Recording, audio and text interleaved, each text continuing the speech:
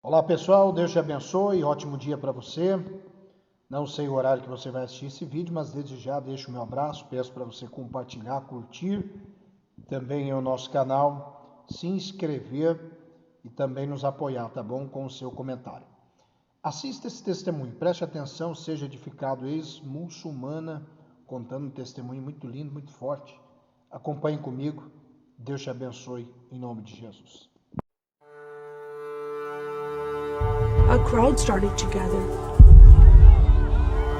The men were chanting in Arabic, Allahu Akbar, Allahu Akbar. And my father and I, as I was holding his hand, were pushed to the front of this crowd.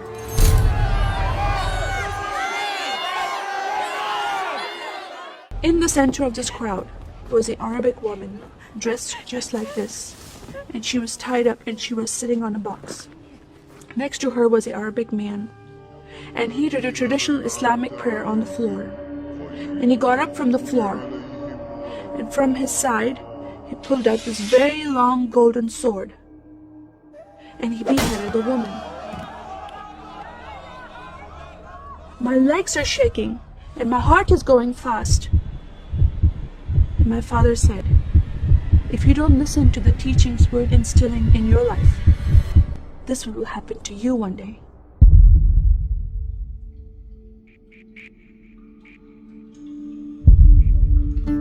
I was born and raised in a small country by the name of Kuwait, a community of 98% Muslim population. 2 of my uncles are imams, and 1 is president of a mosque, where I would hear the call to prayer 5 times a day.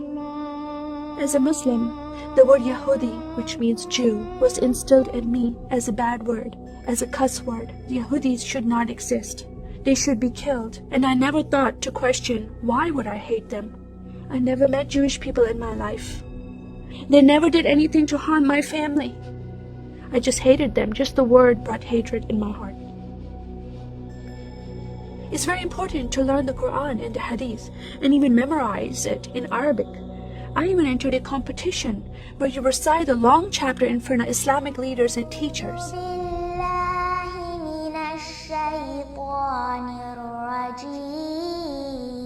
And I came 2nd place. I thought I did a good job.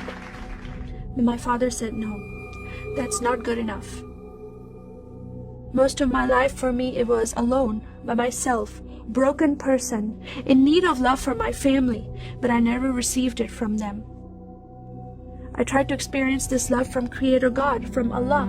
In my prayer times, I lifted up my hands and I cried out to Allah for help. Please have my father stop beating my mother.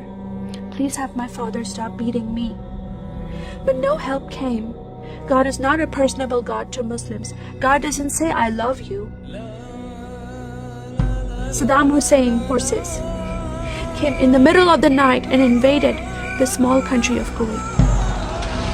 And then they came to my city, and they destroyed property, and they looted people's home, and they stole possessions, and they killed the men, and they raped the women. Then we were granted asylum status to stay in the US. My grandmother suddenly got very sick. She had a heart attack, and she went to the hospital. And 2 days later, she passed away. I was devastated because I lost my best friend. And this lady approached me and asked me if I was okay. And I said, no, Paula, my grandmother died. And I just started to cry again. At that moment, I was hurting so much, only crying helped. And Paula came to me and put her arms around me, and she gave me a hug. And then she asked me a question. Would you like to go to church with me? When I walked into this church, I experienced love from these people and acceptance from these people like I've never before. Fellowshipping together. They were men and women together. They didn't have to be separate. No one was judging each other. And they knew I was Muslim. They were so friendly to me themselves, accepting of me and loving of me. And that was really surprising to me. And for the first time in my life, I heard a message from the Bible. He started reading the message about Yeshua. When he walked into the synagogue, he was given a scroll from Prophet Isaiah, and he opened the scroll and he started reading that scripture. That the Spirit of the Sovereign Lord is upon me, because He has anointed me to preach the gospel to the poor. He has sent me to heal the broken heart and to proclaim liberty to the captive and freedom of sight to those who are bound, to proclaim the year of the Lord's favor. First time I heard these words of freedom and healing and liberty. I'm desperate to be freed from bondage. I was held captive in Islam, and I wanted to be freed from that. I was blinded with so much hatred in my heart. The darkness broke from my eyes. The veil came off my heart. I knew the decision I was making to leave Islam is a big decision. By Sharia law, Islamic law, it is death penalty. But I'm desperate to know a living God. In that day, I gave my life to becoming a follower of Jesus.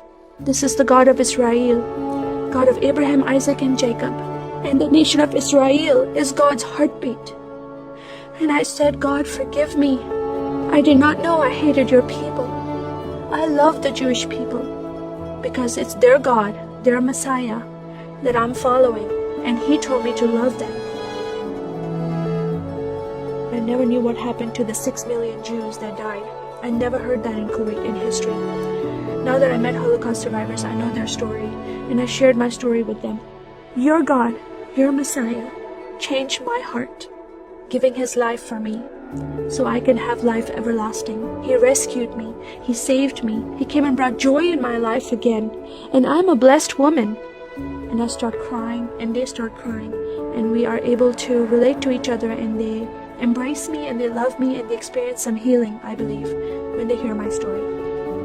That is a privilege to have that in my life.